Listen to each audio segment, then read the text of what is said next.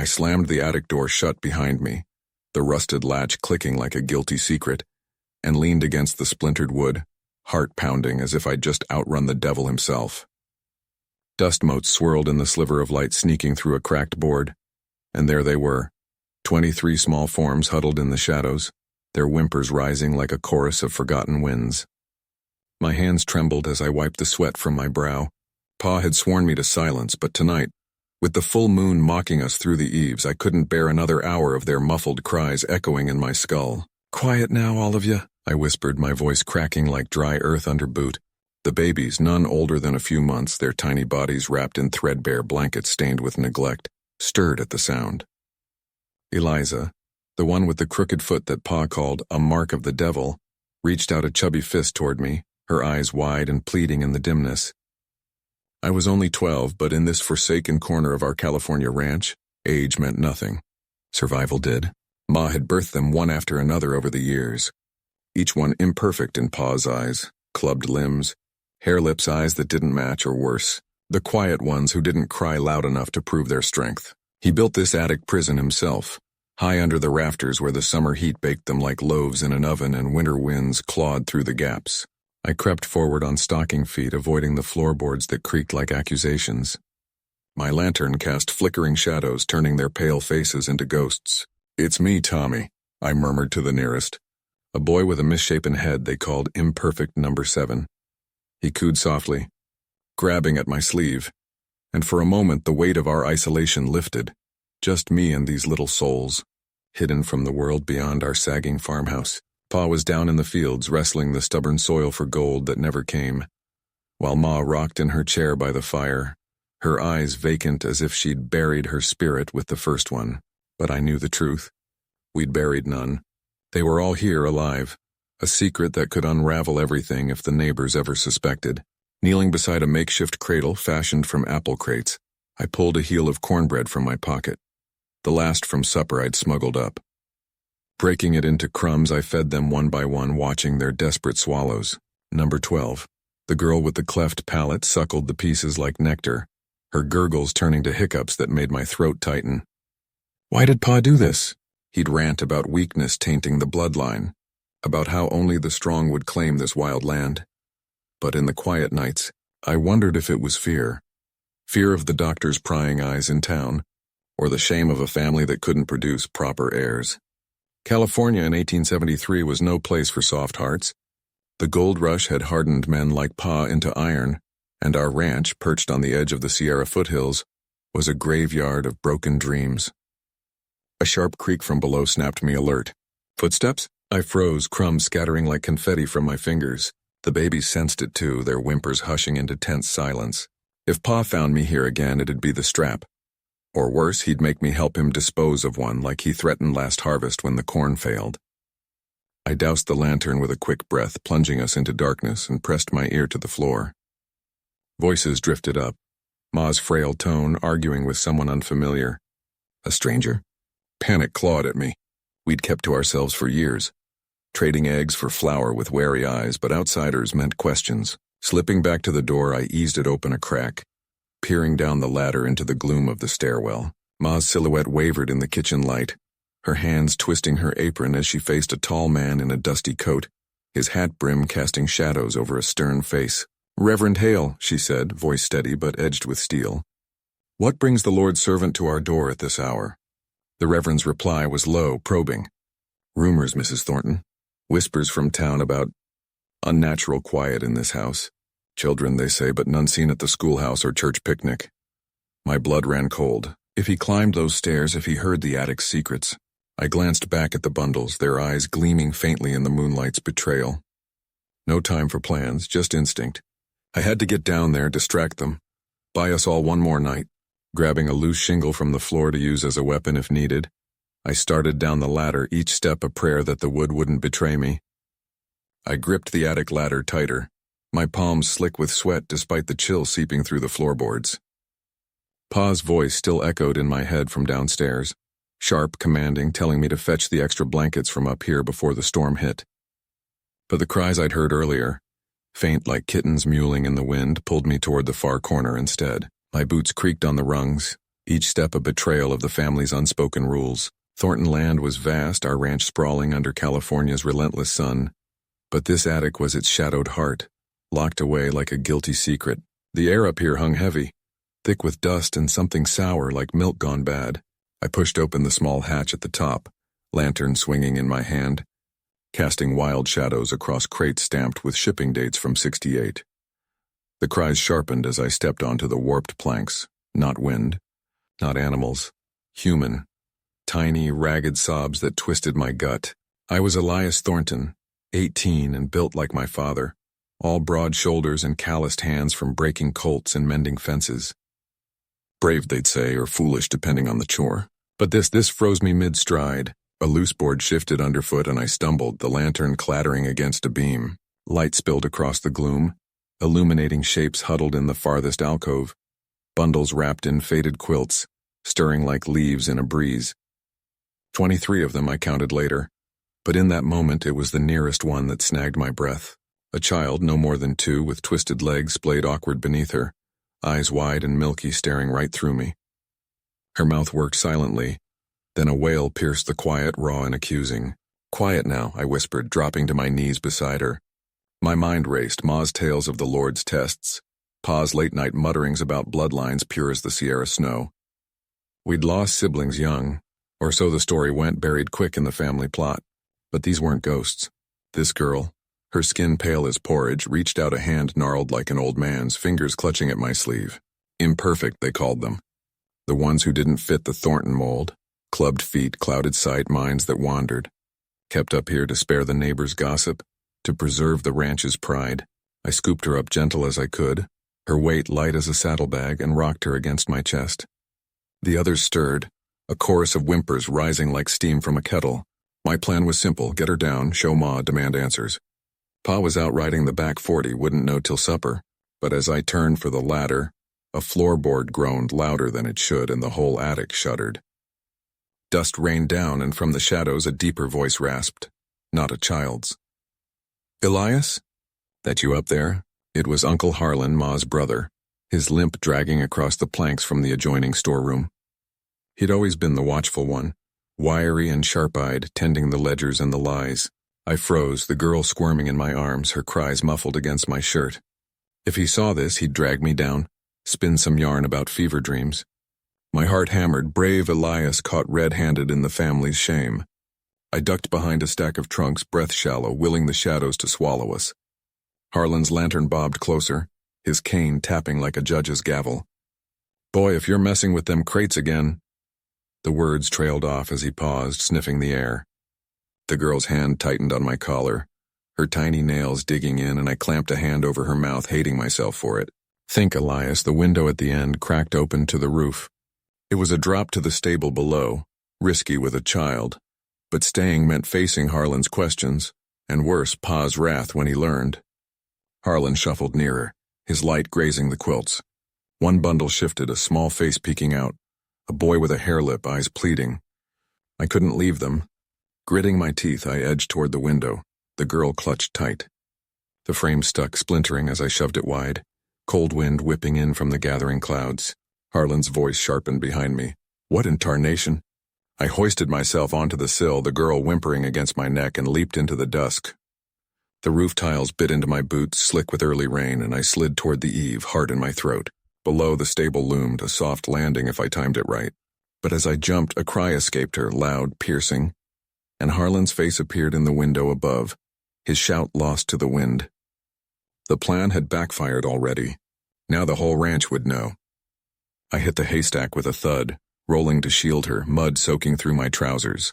The storm broke then, rain lashing like punishment, and I ran for the tree line, the attic secrets burning in my arms. What had we become, us Thorntons, to hide life itself? I gripped the attic ladder tighter, my knuckles whitening against the rough pine rungs, as Mother's voice echoed up from the kitchen below. "Elias, supper's on. Don't you keep us waiting again." But I couldn't move, not yet. The air up here hung thick with the scent of damp wool and something sharper, like milk gone sour. 23 bundles lay swaddled in the shadows, their tiny forms stirring faintly under the threadbare blankets. Imperfect, Father called them. Too small, too quiet, limbs that twisted wrong or eyes that didn't track the light. We'd hidden them away when the town doc came sniffing around last spring, whispering about asylums and God's judgment. My breath came shallow, heart pounding like a miner's pick against stone. Last night I'd heard one cry out, a thin, reedy wail that cut through the floorboards. It wasn't the first time, but tonight it felt different, urgent, like a plea I couldn't ignore. I eased down onto my knees, crawling toward the nearest bundle. Little Amos, the one born with the clubfoot and a hairlip that split his smile. He was the oldest up here, near 3 months now, and his breathing had grown ragged. I peeled back the cloth, and his face, pale as moonlit milk, turned toward me. Those mismatched eyes, one blue, one clouded gray, locked on mine, and for a second I swore he knew me. "Shh, brother," I whispered, though he wasn't truly mine. None of them were blood. Just the castaways from the poorhouse father volunteered at, the ones no one claimed. We'd smuggled them up here in the dead of night, Mother's idea to save them from the orphanage fires we'd heard tell of in the papers. But saving? This was burial alive, slow and secret. I pressed a finger to his lips, feeling the fever heat. If Father found out I'd been coming up alone, he'd tan my hide raw. He said it was mercy, keeping them from a world that had crushed them quicker. A floorboard creaked behind me and I froze. Footsteps, light but deliberate, ascending the ladder. Not Father. His tread was heavier, like he carried the weight of the claim he lost in 71. This was Clara, my sister, the cautious one who watched everything with those sharp green eyes. She poked her head through the trapdoor, blonde braids fraying like old rope. "Elias, you up here again?" "Ma's callin'." Her voice dropped to a hiss as she climbed fully, spotting the uncovered bundle. "What are you doing?" Pa said.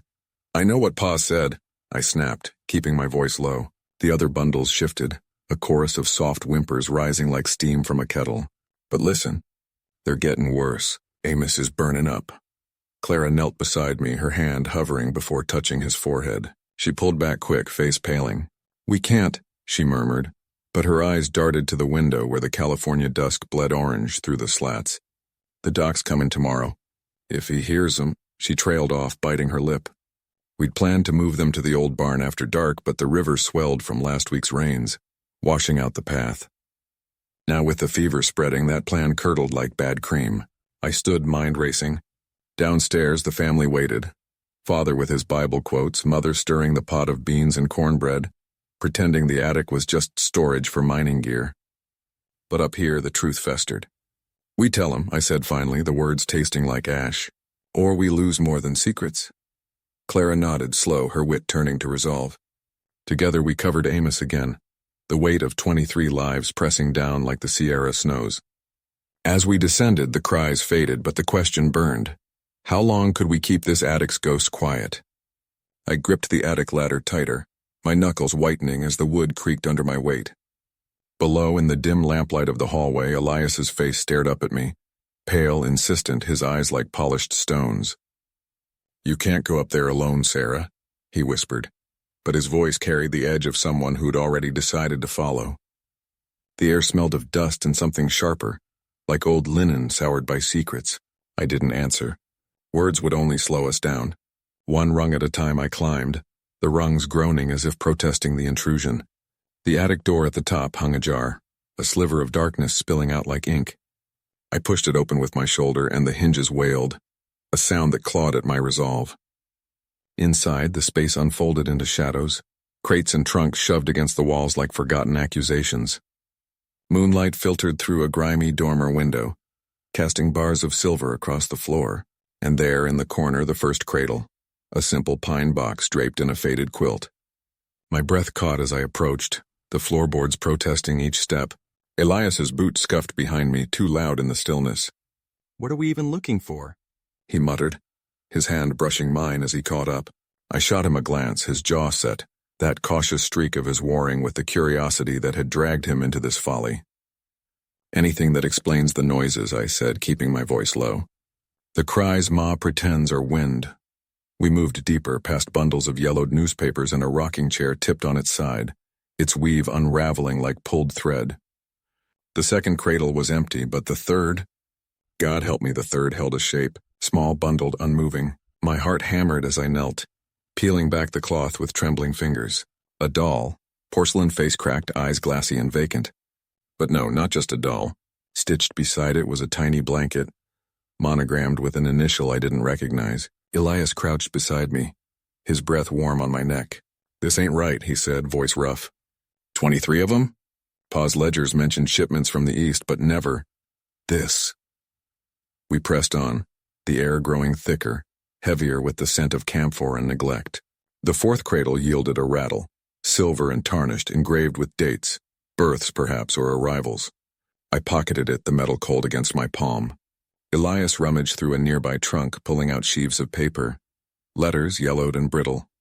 "Listen to this," he said, unfolding one. "The imperfect ones must be sheltered from the world's harsh gaze. For the family's sake." His words hung there, a chill settling in my bones. Who wrote that? Ma? Pa? Or someone they'd answered to? A floorboard sighed behind us, not ours. We froze, backs to the wall. Elias's hand found my arm, squeezing hard, his brave front cracking just a fraction. "Sarah," he breathed, nodding toward the far end where shapes loomed larger, cradles clustered like a grim nursery. The cries we'd heard before weren't wind. They echoed now, faint, from within those shadows. Not babies, surely. Couldn't be after all these years. But something stirred, a rustle like dry leaves or labored breaths. I stepped forward first, pulse thundering in my ears.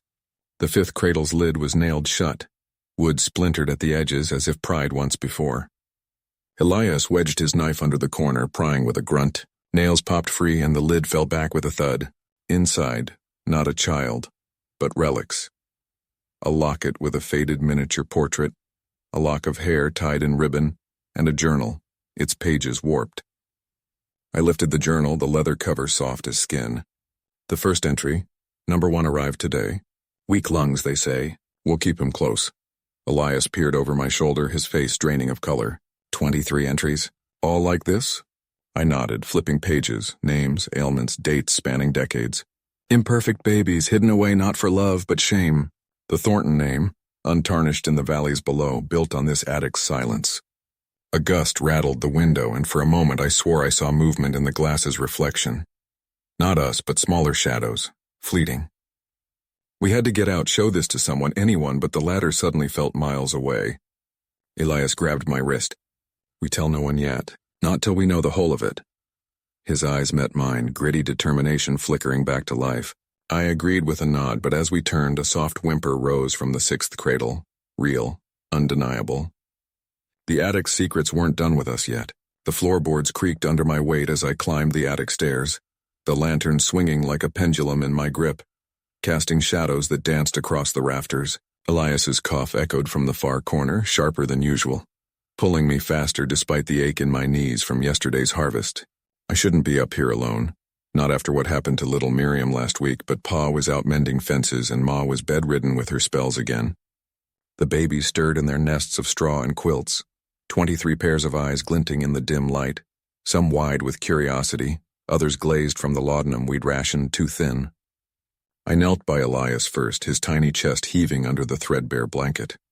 4 months old and already his legs twisted wrong like roots caught in a storm. "Hush now, boy," I whispered, pressing a damp cloth to his forehead. He grabbed at my finger with surprising strength, his grip a fierce little anchor in the chaos of whimpers rising around us. The others sensed his distress. Clara with her mismatched eyes started fussing, and the twins, born without the spark of hearing, rocked in silent rhythm. I portioned out the milk from the jar, warmed over the lantern's flame, but it was barely enough for half. The drought had soured the cows, and townfolk whispered of quarantine if word got out about our burdens. A thud from below jolted me upright, the back door slamming. Pa's voice boomed up the stairs, laced with that edge he got when the neighbors pried too close. "Lydia, you up there again?" I froze, Elias's bottle midway to his lips. If he found me here without Ma's say-so, it'd be the strap for sure. But the coughing worsened, rattling like dry leaves, and I couldn't leave him like this. Heart pounding, I capped the milk and eased toward the ladder, signaling the older ones, those who could crawl, to stay quiet with a finger to my lips. They mimicked me, solemn as owls, their deformities hidden in the folds of fabric we'd sewn to make them presentable for the rare doctor visits. Slipping down into the hallway, I smoothed my apron and met Pa's glare in the kitchen doorway. His face was etched deeper by the sun, hands calloused from gripping the plow like it owed him answers. "Reverend Hayes stopped by the field," he said, voice low, eyes flicking toward the ceiling. Asking about strays again. Says the orphanage in Sacramento's taking donations. Healthy ones, mind you. I swallowed hard, the lie forming quick on my tongue. I was just fetching herbs for Ma-Pa, nothing more. He studied me, then nodded curtly, turning to stoke the fire. But as I passed him, his hand clamped my shoulder. We can't keep this up forever, girl. The attic's no cradle for miracles. That night, after supper's meager stew, I lay awake in my loft, the attic's murmurs filtering through the floorboards like a secret lullaby. Miriam's ghost lingered in my mind. Her fever had claimed her swift buried shallow in the orchard before dawn. 22 now, and Elias hanging by a thread. I rose before the roosters, slipping a heel of bread into my pocket for the climb. The challenge wasn't just the hunger or the hiding. It was the lie we all told ourselves, that love could mend what the world deemed broken. But as I reached the top step, a new sound cut through. Not a cough, but a rattle at the window like pebbles from below. Someone was testing the house's edges, drawn by rumors or worse. Dawn broke gray over the Thornton homestead, the Sierra foothills shrouded in mist that clung like regret. I distributed the breadcrumbs first, watching the children's faces light with small joys. Jemmy's cleft lip curling into a grin, Sarah's clubfoot tapping time to an unheard tune. Elias slept fitfully, his color returning just enough to ease the knot in my gut. But the rattle haunted me. I'd glimpsed a shadow last night, fleeting as a coyote's. Pa had boarded the window tighter, muttering about God's tests. Yet his eyes betrayed the fear we all shared. Discovery meant separation. The babies carted off to places where imperfect meant expendable. By midday, Ma rallied enough to join me in the attic, her steps frail but determined. She carried a satchel of willow bark tea, brewed strong against the fevers. Your pa's right, Lydia, she said softly, settling beside Clara. But so's my heart. These are ours, flaws and all. We worked in tandem, Ma singing a half-forgotten hymn while I rebandaged the sore spots, the air thick with the scent of herbs and unwashed linens.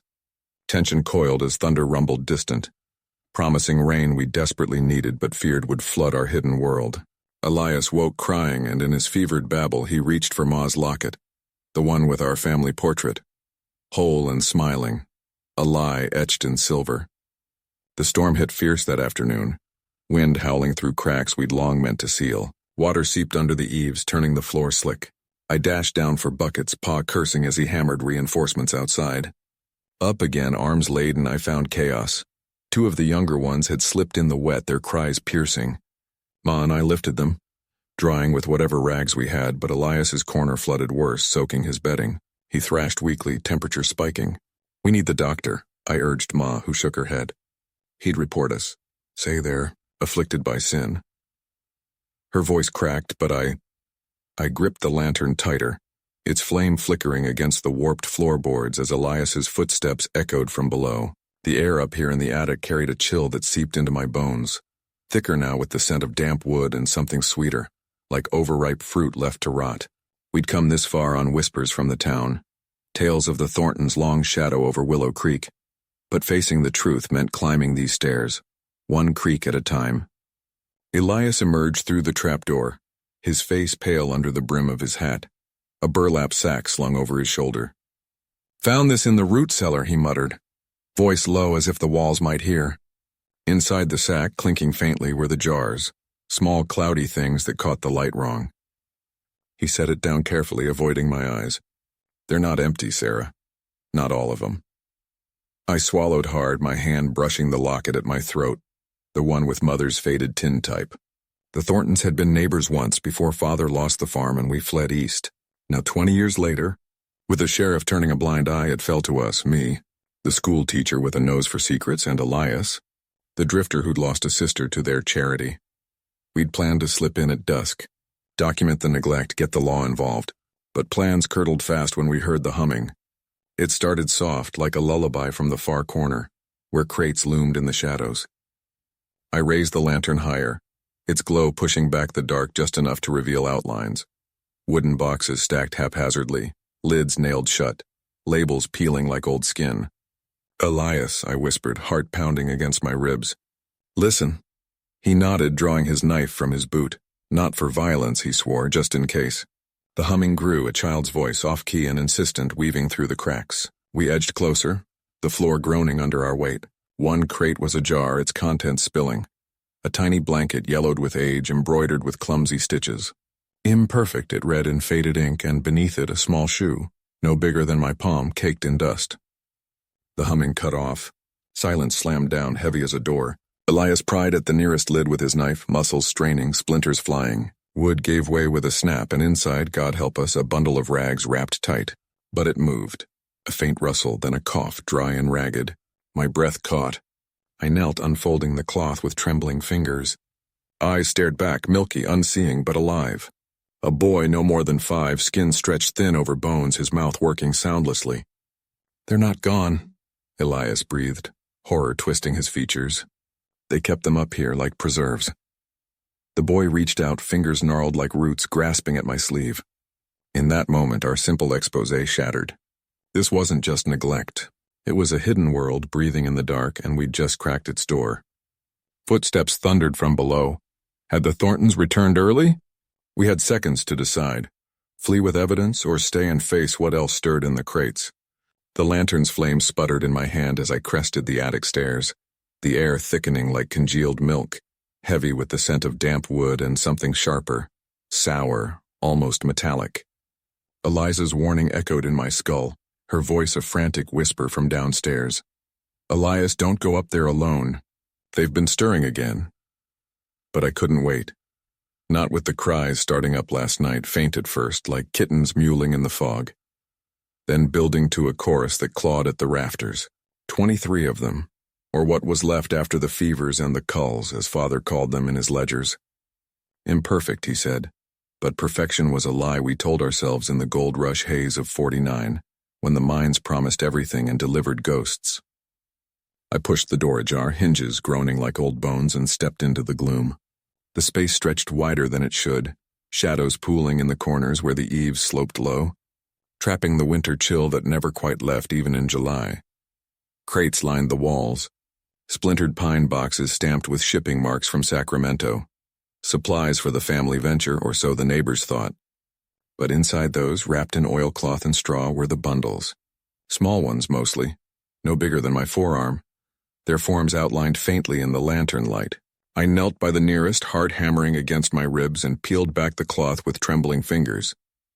The thing inside didn't move, but its eyes, milky, unfocused, flicked toward me, a slit of white in the dimness. It wasn't a baby, not truly. The Thorntons had seen to that. Limbs twisted wrong, skin mottled like poorly tanned hide, and a mouth that gaped silently as if begging for air it couldn't draw. "What have we done?" I muttered, the words tasting like ash. Father's experiments born of that mad doctor from back east who'd visited in 72, promising a new breed of hardy folk to tame the frontier, injections, elixirs brewed from mine runoff and God knows what, tested on the unwanted. The runaways, the orphans we adopted under cover of church benevolence. Eliza and I had helped at first, naive in our grief after losing our own child to the diphtheria. But this was no salvation. A rustle from the far end snapped my head up. The cries swelled, not from one source but a dozen, rippling through the crates like wind through dry grass. I swung the lantern, beam cutting the dark, and there, crouched in the corner, her skirts hitched up, was Mother. Her hands, gnarled from years of laundry and lies, cradled a wriggling form against her chest, rocking it with a croon that twisted my gut. "Hush now, little ones," she sang, voice cracked but tender. "Mama's here. The world's too rough for you yet." The bundle in her arms squirmed, its tiny fists flailing, and for a heartbeat I saw it clear, not deformed, but alive, fighting in a way the others had forgotten. "Elias," she said without looking, her rocking never faltering. "You shouldn't see this. Your father, he meant well. The mines take the strong, leave the weak to wither. We're building something better." I edged closer, the floorboards creaking under my boots, each step a betrayal of the brother I'd been to these hidden sins. The air hummed now, charged with their collective need, and I wondered if the attic walls were closing in, or if it was just the weight of 23 unfinished lives pressing down. I reached for her shoulder, but she flinched, the bundle emitting a keen that pierced straight through. "They're not monsters, Mother. They're children, our children." My voice broke. raw from the secret I'd carried since finding the first ledger in Father's study. Names scrawled beside weights and dates, crossed out in red ink. Eliza knew too, her eyes hollow since the last placement. We'd planned to run, to expose it all to the sheriff in Placerville, but the gold we'd buried in the orchard kept us chained, a fortune stained with their silence. She finally met my gaze, her eyes fever bright. Run if you must, boy. But they'll find you. The imperfections, they call to each other. As if on cue, the crates rattled, lids shifting with unnatural force, and shadows detached from the walls, small, shambling shapes that weren't quite right, converging on us with wet, gurgling breaths. I backed away, lantern raised like a shield, but Mother just smiled, whispering promises to the one in her arms. The attic door slammed shut behind me, unbidden, and in that sealed dark I realized the real experiment wasn't the babies.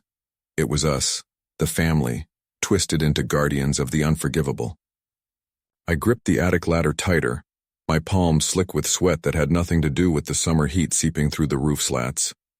Below, in the dim glow of the lantern I'd left flickering on the kitchen table, Elias's face stared up at me, pale, insistent, his mustache twitching like it always did when he was holding back a storm. "You can't keep climbing up there alone, Clara," he whispered, voice rough from the dust we'd both swallowed earlier that day. But I could, and I would, because the whimpers had started again, faint as moth wings against glass, pulling me back like a tide I couldn't fight.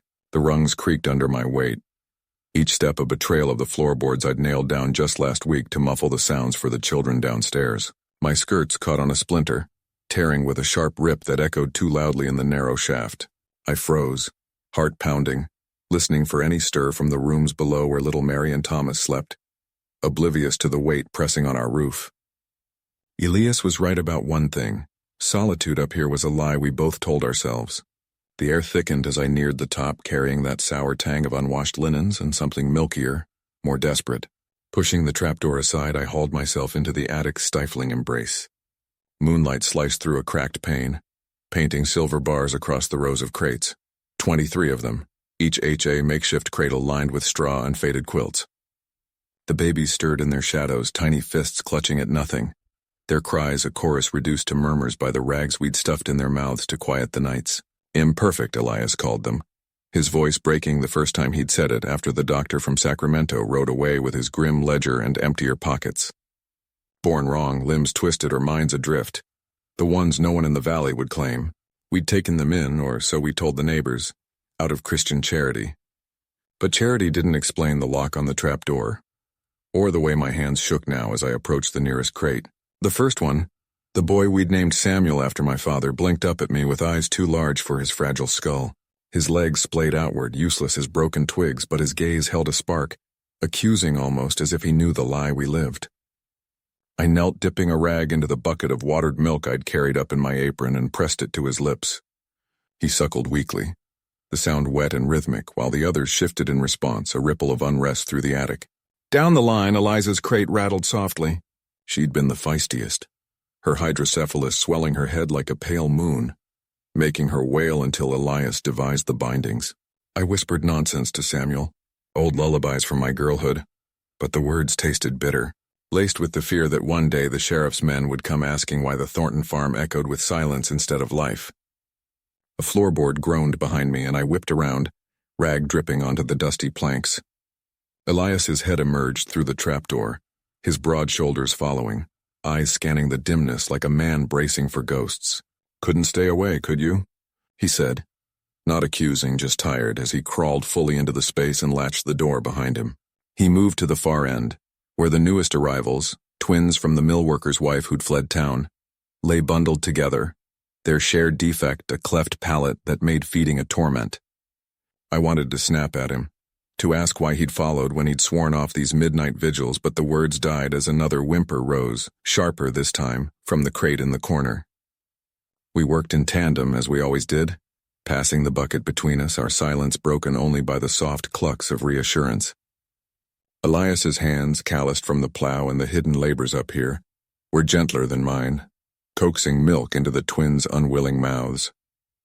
But as he straightened, wiping his brow, his gaze met mine across the rows, and I saw the fracture there, The man who'd courted me with wildflower bouquets now haunted by what we'd become.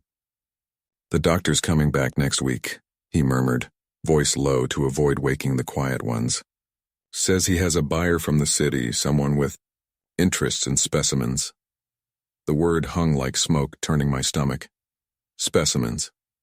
Not children, not even the imperfect ones we'd vowed to shelter, but things to be catalogued and carted off. I rocked back on my heels, the straw pricking through my dress, and felt the attic walls close in. The moonlight shifted, casting Elias's shadow long and jagged over the crates as if the darkness itself were reaching for us. "We can't let him," I said finally, the words escaping before I could cage them.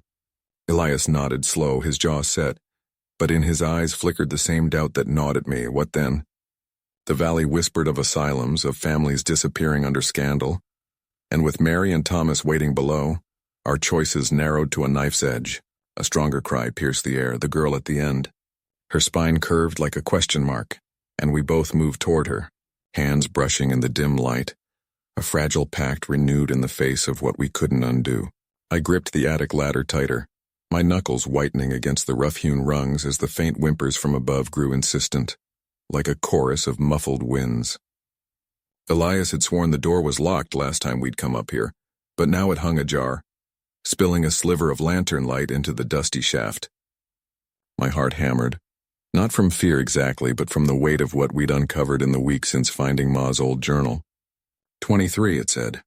23 little ones hidden away because they weren't right in the eyes of the town doctor or Pa's rigid faith. We'd buried the first few ourselves in the orchard under moonlight, but the rest? God, the rest were still up there, preserved in jars or worse according to the scribbled pages. "Clara, you sure about this?" Elias whispered from below, his voice a low rumble that barely reached me. He was the cautious one.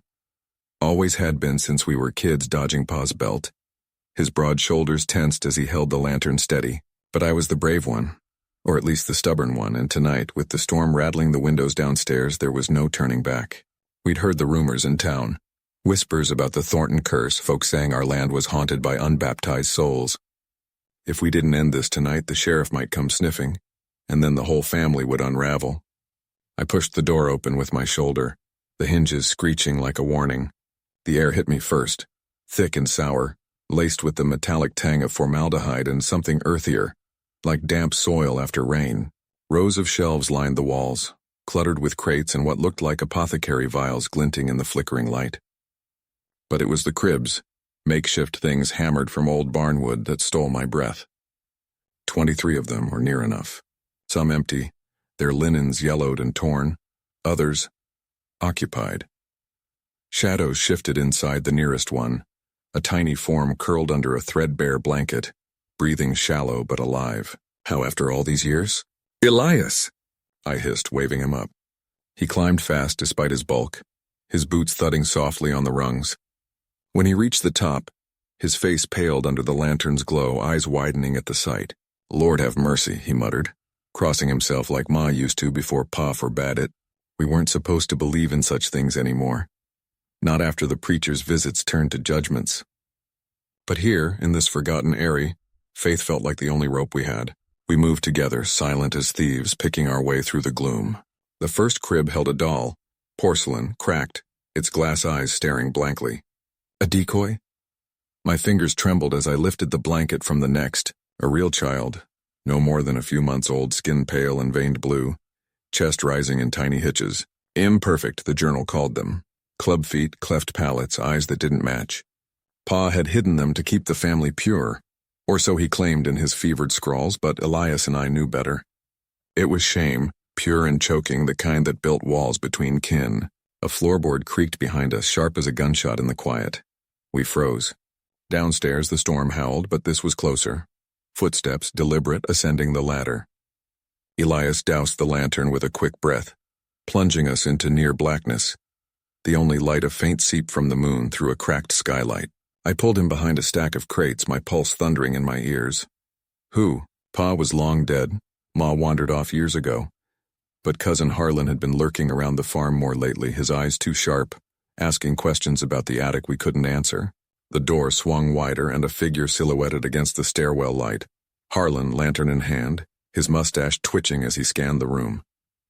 "Clara, Elias? I know you're up here. Heard the door." His voice was steady, but there was an edge to it, like a man testing thin ice. We'd trusted him once, shared scraps of the truth after finding the journal. But now with the baby's cries picking up, soft, insistent, he looked less like family and more like the rival we'd feared. The town gossips, or worse, someone aiming to expose us for profit, turn our tragedy into spectacle. Elias tensed beside me, his hand finding the hammer tucked in his belt, the one we'd used to pry open the locked chests earlier. I shook my head fiercely in the dark. No violence, not yet, but Harlan stepped forward, his boot nudging the edge of a crib. The child inside let out a wail, piercing and raw, and in that moment everything teetered. Harlan's face twisted, not in horror but recognition. "So it's true," he said, voice dropping low. "All of them." Pause, little museum. We had seconds. Elias lunged first, tackling Harlan before he could shout, the lantern crashing to the floor in a bloom of sparks. I scrambled after, grabbing a rag to muffle the baby's cries, my mind racing for a plan. Harlan thrashed, stronger than I'd remembered, his elbow catching Elias in the jaw with a sickening crack. "Traitors," he snarled, but I clamped the rag over his mouth, tasting bile in my throat. This wasn't us, not the Thorntons who'd toiled this land through drought and fever. But the stakes had risen. If Harlan escaped, the baby's secret would spill, and with it our lives. The farm, I gripped the attic ladder tighter, my knuckles whitening against the rough-hewn wood as the faint cries from above sharpened into something desperate. A chorus of whimpers that clawed at my resolve. Pa's heavy footsteps echoed from the hallway below, each one a hammer blow reminding me we had minutes, not hours, before he'd check the lock. Ellie, my little sister, huddled beside me at the base, her eyes wide but fierce, clutching the burlap sack of bread crusts and milk we'd smuggled from the kitchen. "We can't keep coming up here like thieves," she whispered, but her voice cracked, with the lie. We both knew stopping wasn't an option, not after seeing their faces last night through the slats. The air grew thicker as I climbed, stale with the scent of damp straw and something sour, like milk gone bad. One by one the bundles stirred in their crates, tiny forms wrapped in faded quilts, their movements feeble but insistent. 23. Of them, Pa's imperfects, as he called them in his drunken mutters, hidden away like failed crops. I reached the top and hauled myself over the edge, the floorboards groaning under my weight. Ellie followed, quicker than me, her small hands steady despite the tremble in her shoulders. We didn't speak.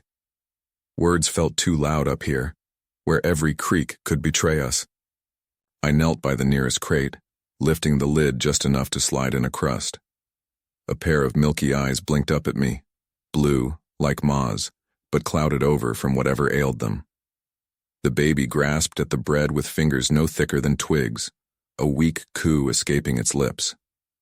My chest tightened. This one was new, maybe 3 months old, born with legs that twisted wrong. Pa had carried it up here himself, muttering about the family's bloodline, about not letting weakness spread through the valley. I wanted to scream, at him, to drag him up here and make him see what his pride was forging, but anger wouldn't feed them. Not tonight. Ellie moved to the far corner where the older ones lay, the ones who'd lasted past a year, their cries more like rasps now. She hummed softly, an old lullaby Ma used to sing, her voice a thin thread weaving calm into the chaos. But it faltered when she uncovered the crate with the twins. One still breathed, shallow and ragged, while the other lay still, its skin pale as the moonlight slanting through the gable window. "Not again," she breathed, tears carving tracks down her dirt-streaked cheeks. I crossed the attic in 3 strides, pulling her into a quick hug before checking the body myself. Cold. Too cold. We'd lost 3 this week alone, and the sheriff's men were already sniffing around the ranch after that drifter mentioned ghost whales from the hill. "We bury it at dawn," I said, keeping my voice low, practical. No time for grief. That was a luxury for folks without secrets this heavy. Ellie nodded, wiping her face with her sleeve, and together we wrapped the tiny form in a scrap of cloth, tucking it into the sack with the empty milk bottles. The others stirred more now, sensing our presence, their hands reaching out like roots seeking water. I distributed the rations methodically, crusts for the stronger ones, Milk dribbled into the mouths of the weakest, my mind racing ahead to the plan we'd hatched yesterday. The old well behind the barn, half collapsed and forgotten. If we could lower supplies down there instead, rig a pulley from the barn rope, maybe we could move a few of them out of the attic before Pa noticed the weight shifting. But as I straightened, a sharper cry pierced the dimness, not from the crates but from the ladder. Pa's voice boomed up, slurred with whiskey. "Who's up there? Thornton blood don't skulk in shadows." My heart slammed against my ribs. Ellie froze, her eyes locking on mine, and in that split second I saw the choice etched in her face: run or stand. I grabbed her arm, pulling her toward the far gable where a loose board might give us a way onto the roof. The cries below us swelled, as if the attic itself were pleading, and I wondered if this was the night it all unraveled. The night our family's shame spilled out into the California dust. I gripped the attic ladder tighter, my knuckles white against the rough wood as the first wail pierced the night from below. It wasn't just any cry, sharp, insistent like a blade scraping bone. Elias had sworn the dose would hold them quiet. For hours, but here we were, the chloroform fumes still clinging to my sleeves, and already one of the little ones was stirring. 23 souls up there, each one a fragile knot in this web we'd spun, and now the threads were unraveling. "Pa's coming," I whispered through gritted teeth, more to steady my own racing heart than anything. The house creaked underfoot as I climbed, each rung a reminder of the weight we carried, literal and otherwise. Ma's voice echoed faintly from the kitchen, hushed and frantic, arguing with Elias about the sheriff's unexpected visit tomorrow. We'd planned for this, buried the evidence deeper than roots in Sierra soil, but plans had a way of crumbling like dry adobe. Reaching the attic door, I paused, hand on the latch. The air up here was always thick, laced with the sour tang of milk and unwashed linens. But tonight it felt heavier, charged. I pushed inside, the lantern's glow spilling over the rows of makeshift cribs, apple crates lined with faded quilts, each holding a bundle that society deemed unfit. Imperfect, they called them. Crooked limbs, clouded eyes, hearts that beat too slow or too wild. But to us, they were Thornton blood, hidden from the prying eyes of gold rush busybodies who would have shipped them off to some forgotten orphanage or worse. The wailing came from the far corner, little Josiah thrashing against his swaddling. His tiny fists punched the air, face flushed red as the California clay outside. I scooped him up quick, rocking him against my chest, feeling his fever-hot skin through my shirt. "Shh, boy, shh. It's just the shadows playing tricks." But it wasn't shadows. Downstairs the floorboards groaned, Elias moving heavy, deliberate. Had he heard? Or was it Ma, second-guessing again? I paced the narrow space, humming the old lullaby Pa used to sing before the mines took him, the one about rivers running gold. Josiah quieted a fraction, his breaths ragged but slowing. The others stirred faintly.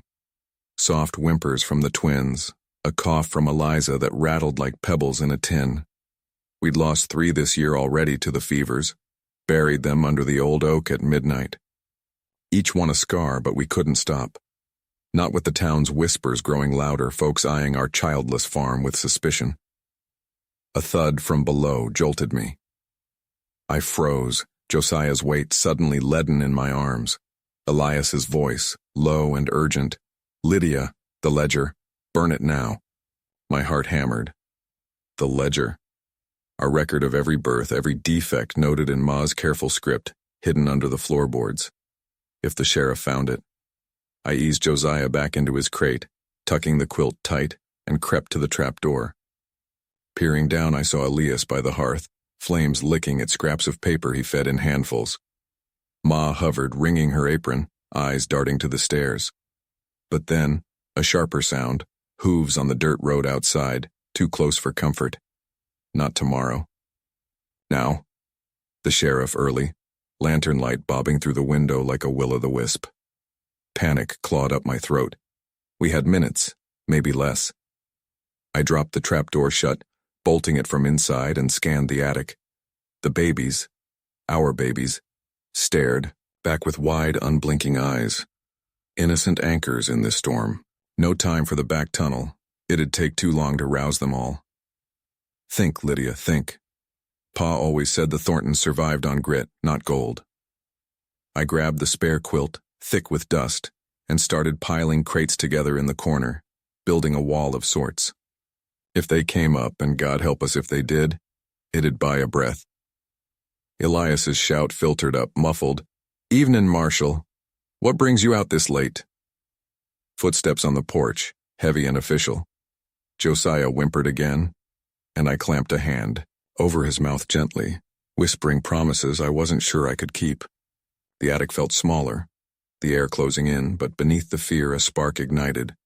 Fierce, unyielding. We'd hidden them this long through clever hands and stubborn hearts. One more night. We'd make it one more night.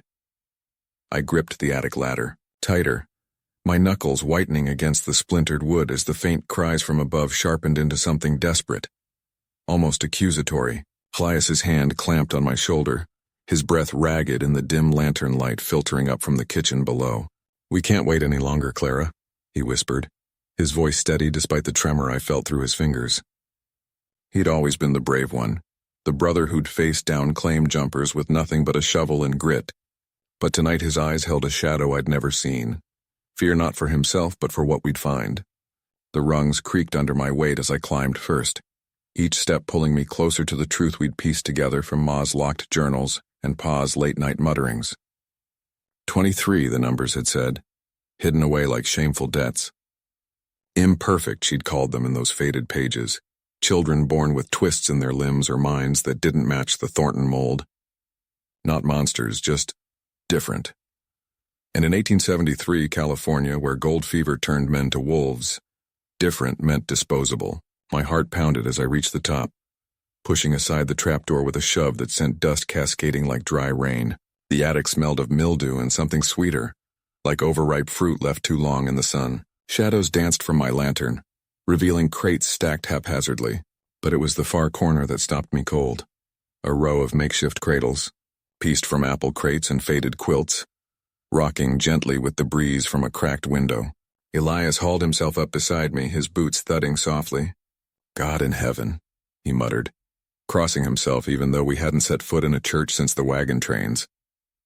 There they were, the 23 souls we'd come to free. Not ghosts or fever dreams, but living children. Their small forms huddled under threadbare blankets. Some stirred at our light, eyes wide and unblinking. Others lay still, chests rising in shallow rhythm. The oldest, a girl no more than 8 with a clubfoot that Pa must have hidden from the town gossips, sat up and stared at us, her finger pressed to her lips in a silent warning. My stomach twisted. These weren't the abominations the journals implied. They were us, Thorntons through and through, with our stubborn jaws and fiery hair, just marked by the world's cruelties in ways our parents couldn't stomach. Elias moved first, kneeling by the nearest cradle where a toddler with mismatched eyes cooed softly. "Easy now," he said, his voice dropping to that soothing tone he used on spooked horses. I followed, my hands shaking as I lifted a boy of maybe 4, his arms thin as reeds but warm, so achingly warm against my chest. He didn't cry out, just nestled closer, as if he'd been waiting for this moment all his stolen years. But as I turned to the ladder, a floorboard groaned behind us, louder than the wind, deliberate. Pa stood in the trapdoor, his silhouette massive against the stairwell glow, shotgun leveled steady, his face weathered from decades panning the Yuba River, twisted in betrayal. "You meddlin' fools," he growled, the barrel glinting like a promise. "This ain't your business. They're better off here, away from the world's judgments." I froze, the boy clinging to me like a lifeline. Elias stepped forward, empty hands raised, but his jaw set in that unyielding line. "Better off hidden like livestock? They're family, Pa, your blood. We've read the books. Ma's regrets, the nights you both wept over what you did to keep the ranch afloat. But this ends tonight." Pa's eyes flicked to the children, a flicker of something raw breaking through his hardness. Regret, maybe. Or the ghost of the man who'd once sung us lullabies by the fire. The shotgun dipped just an inch, but it was enough. Elias lunged, not with fists but words, recounting the ledgers we'd found, the donations to the attic that starved the rest of us, the lies to kin who'd vanished. I backed toward the window, heart hammering, whispering to the boy, "Hold on, little one. We're getting you out." A shot rang out, not from Pa, but the sudden crack of the attic beam overhead. weakened by years of neglect and our frantic movements. Wood splintered and the floor buckled beneath us, crates tumbling like an avalanche. Elias shoved Pa aside as we fell, the children's cries piercing the chaos. I hit the hay-strewn floor below with the boy shielded in my arms, pain exploding in my ribs, but alive. Above, dust choked the air, the attic collapsing in on itself. A tomb we'd barely escaped. Elias crawled from the debris, blood trickling from a gash on his forehead, dragging the girl with the clubfoot. Pa lay still, half-buried, his shotgun twisted uselessly. I met Elias's gaze through the haze, the weight of what we'd unleashed settling like the settling dust. We'd freed them, but the ranch, the Thornton name, was crumbling too, secrets spilling into the dawn light. The children gathered around us, small hands reaching, and for the first time I saw not imperfection, but strength waiting to rise. I gripped the attic ladder tighter, my knuckles whitening against the rough wood as Elias's voice echoed up from below like a curse unraveling.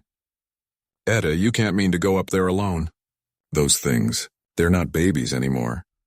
His words hung in the stale air of the house, but I was already climbing, each rung a protest from my aching joints. 23 souls hidden away for perfection's sake, and now the roof groaned under the weight of the storm outside, threatening to bury our secrets forever. The trapdoor creaked open with a splintering crack and the smell hit me first. Sour milk and decay, mingled with the metallic tang of fear sweat from years unspoken. I hauled myself into the dim space, lantern swinging from my free hand, casting shadows that danced like accusations across the rafters. The cribs were makeshift things, nailed together from old barn planks lined up in rows like forgotten harvest, but the children inside weren't sleeping. Eyes gleamed in the low light, some wide with hunger, others narrowed in something sharper, more knowing. The eldest, little Mira, with her twisted leg, sat up straighter than she should, her small hands clutching the bars. "Mama?" Her voice was a rasp, barely cutting through the patter of rain leaking through the shingles. I froze, heart pounding against my ribs. How many times had I whispered promises through this floor? Lies about a world that would embrace them. Elias and I had built this prison out of love twisted wrong, believing the Thorntons could only thrive if flawless. But perfection had curdled here, feeding on isolation until it bred resentment. I moved closer, skirting puddles that seeped from the ceiling, my skirt dragging through dust thick as grief. "Hush now, darlings. The wind's just angry tonight." But it wasn't the wind. A low rumble shook the beams and plaster sifted down like ash. The house, our sprawling California ranch with its promises of gold rush fortune, was shifting on its foundations. Too many heavy rains after the drought, too many unspoken weights above. One crib rocked violently, the boy inside, Timmy, born with fingers fused like roots, banging his heels against the slats in rhythm with the thunder. Downstairs I heard Elias shouting, his boots thudding as he wrestled with the parlor door against the gale. "Etta, get down here, the river's rising!" The Sacramento had swollen beyond its banks, they said in town, flooding the valleys and claiming farms whole. Our land perched on the hill should have been safe, but we dug too deep for the well last summer, weakening the soil. Now it all conspired, water from below, secrets from above. Mira reached out, her palm pale and veined like marble. "Let us out, Mama, we hear them coming." Them?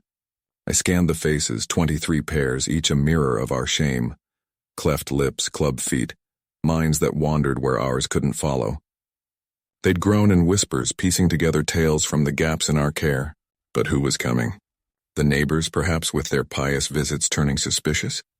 Or worse, the doctor from Stockton, the one who'd eyed our blessings too closely last harvest. A beam cracked overhead sharp as a gunshot, and a chunk of ceiling gave way, slamming into the far row of cribs. Shrieks pierced the air, raw and animal. I lunged forward, lantern tipping, spilling oil that ignited in a whoosh against the dry straw we'd used for bedding. Flames licked up the walls, hungry and orange, illuminating the chaos. Timmy's crib caught first, his cries turning to wails as smoke billowed.